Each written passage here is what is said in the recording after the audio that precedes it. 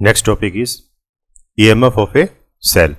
अब ईएमएफ ये हम ऑलरेडी पहले भी डिस्कस कर चुके हैं। ईएमएफ क्या होता है? इलेक्ट्रोमोटिव फोर्स, ठीक है ना। It is the potential difference across electrodes of a cell in open circuit, that is no current is drawn from the circuit. तो क्या कह रहा है कि कोई भी जो बैटरी होती है, बैटरी कह लो, सेल कह लो, जब तक उसको हम सर्किट में ज्वाइन नहीं करते हैं, ठीक है ना, किसी भी सर्किट में जब तक उसको हम कनेक्ट नहीं करते हैं, तब तक क्या माना जाता है कि वो मैक्सिमम कितना पोटेंशियल डिफरेंस क्रिएट कर सकता है, तो उसको हम बोलते हैं ईएमएफ, ठीक है ना, वो ईएमएफ अपनी।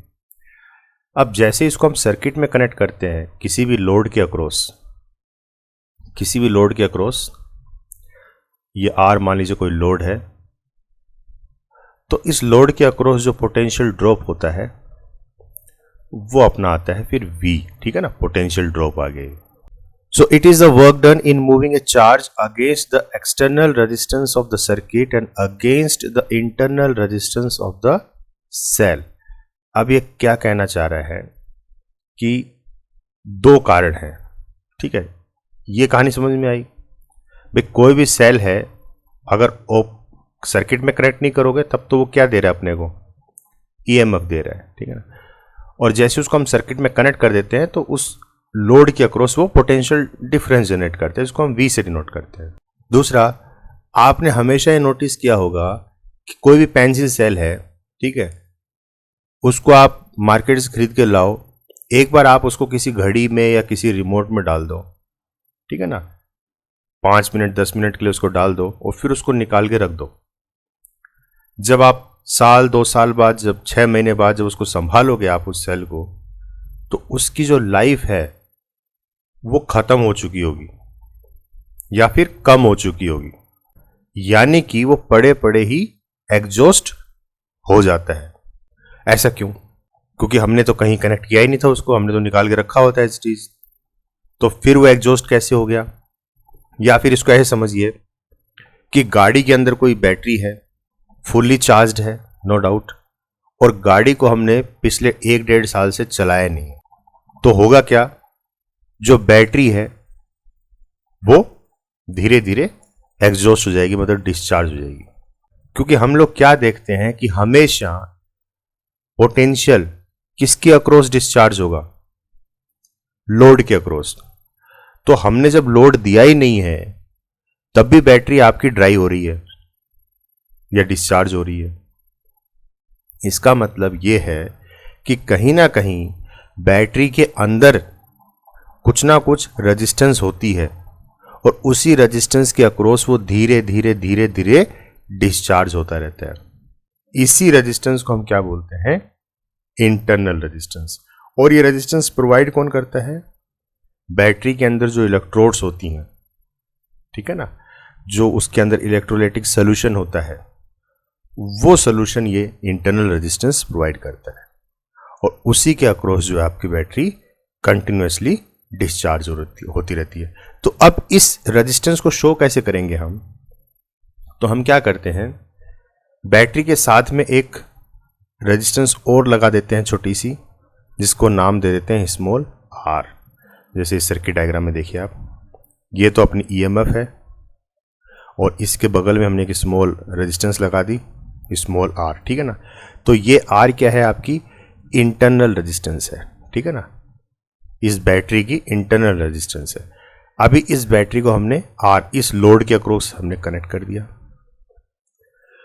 ठीक है ना। तो जब ओपन सर्किट था तब तो ये मैक्सिमम ईएमएफ दे रहा था, और लोड के अक्रॉस जब लगाएंगे तो लोड के अक्रॉस क्या हो जाएगा? पोटेंशियल ड्रॉप हो जाएगा, तो वो हो जाएगा V, ठीक है ना। अब देखिए हमने KVL KCL पढ़ा है, तो इसमें कौन सा रूल लगेगा? KCL या KVL? तो इसमें KVL लगेगा। क्यों? क्योंकि ये लूप कैसी है? क्लोज है, ठीक है ना। तो applying as per KVL, Kirchhoff's voltage law, ठीक है ना। तो आप लगा लीजिए, कहीं से भी इसको शुरू कर लो, इस पॉइंट से कर लो, A B C D A, ठीक है ना। For loop A B C D A, ठीक है ना। तो A से B तक गए, कोई रेजिस्टेंस नहीं है, B से C तक जाएंगे तो रेजिस्टेंस आ गया, तो आई आर, फिर देखिए डी से ए की तरफ जाएंगे तो ये एक रेजिस्टेंस आ गया और करंट की डायरेक्शन भी यही है, तो plus again I R small r. और फिर देखिए बैटरी का कौन सा इलेक्ट्रोड आ रहा है, नेगेटिव, नेगेटिव टू पॉजिटिव जा रहे हैं तो माइनस ई, तो राइट साइड में ले जाएंगे तो प्लस ई हो जाएगा, ठीक है ना। और ये पूरा का पूरा सम किसके बराबर होता है, इज इक्वल टू 0। तो इसको हम ऐसे लिख सकते हैं। अब देखिए इसमें आई आर को एक तरफ रखो, बाकी को उधर ले जाओ, तो ई माइनस आई स्मॉल आर, और आई आर क्या होता है as per Ohm's law, we, ठीक है ना। तो v is equal to E minus I R.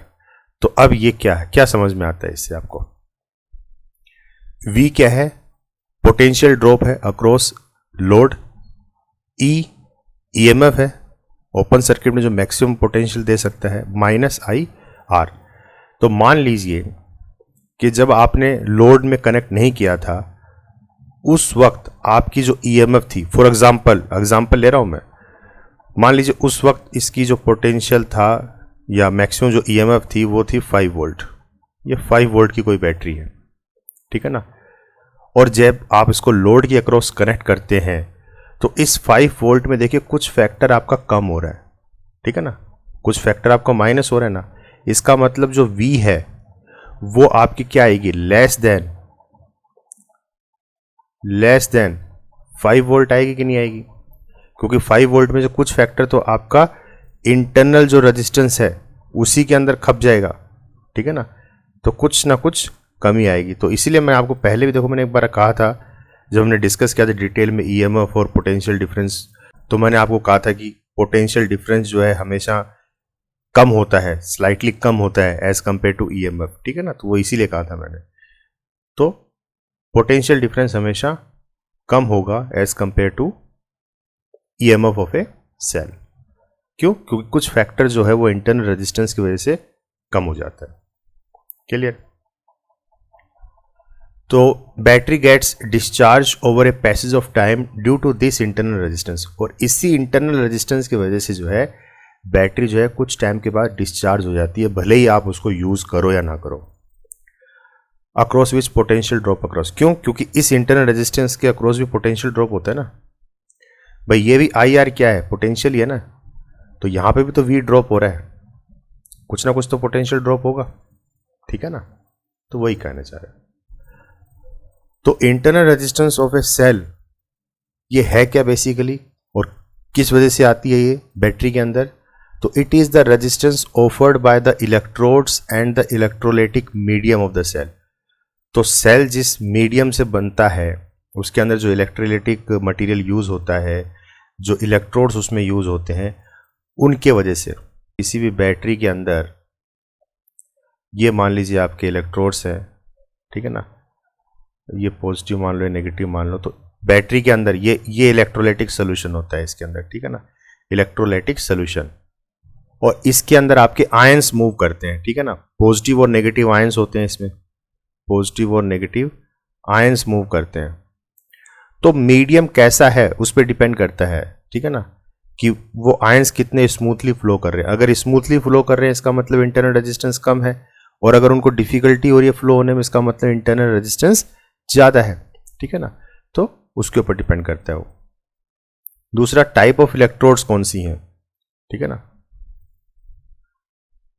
तो it depends on nature and size of electrodes, ठीक है ना। इलेक्ट्रोड्स का नेचर क्या है, साइज क्या है, उस पर डिपेंड करता है। कंसंट्रेशन ऑफ इलेक्ट्रोलाइट, तो जो इलेक्ट्रोलाइटिक सोल्यूशन है उसकी कंसंट्रेशन क्या है उस पर डिपेंड करता है। The internal resistance is more for primary cell and less for secondary cell. तो हम क्या देखते हैं कि जो प्राइमरी सेल होते हैं उनकी इंटरनल रेजिस्टेंस ज्यादा होती है। प्राइमरी सेल कौन से होते हैं, वो सेल जिनको हम रिचार्ज नहीं कर सकते, आप पेंसिल सेल कह लो, जो हम रिमोट में डालते हैं, घड़ी में डालते हैं, वो सेल की बात हो रही है, प्राइमरी सेल, उनकी इंटरनल रेजिस्टेंस ज़्यादा होती है। सेकेंडरी सेल कौन से होते हैं, जो इन्वर्टर के साथ जो बैटरी लगती है, गाड़ियों में जो बैटरी लगती है, जो रिचार्जेबल होती है, ठीक है ना, वो सेकेंडरी सेल की कैटेगरी में आते हैं। तो सेकेंडरी सेल की जो इंटरनल रेजिस्टेंस है वो कम होती है। तो जब इंटरनल रेजिस्टेंस कम होगा तो जाहिर सी बात है जो करंट ज़्यादा होगा उसके अंदर, ठीक है, तो हम ज़्यादा करंट ड्रॉ कर सकते हैं। Therefore we can draw large current from secondary cells as compare to primary cells. तो लार्ज करंट कैसे ड्रॉ करेंगे, अभी देखिए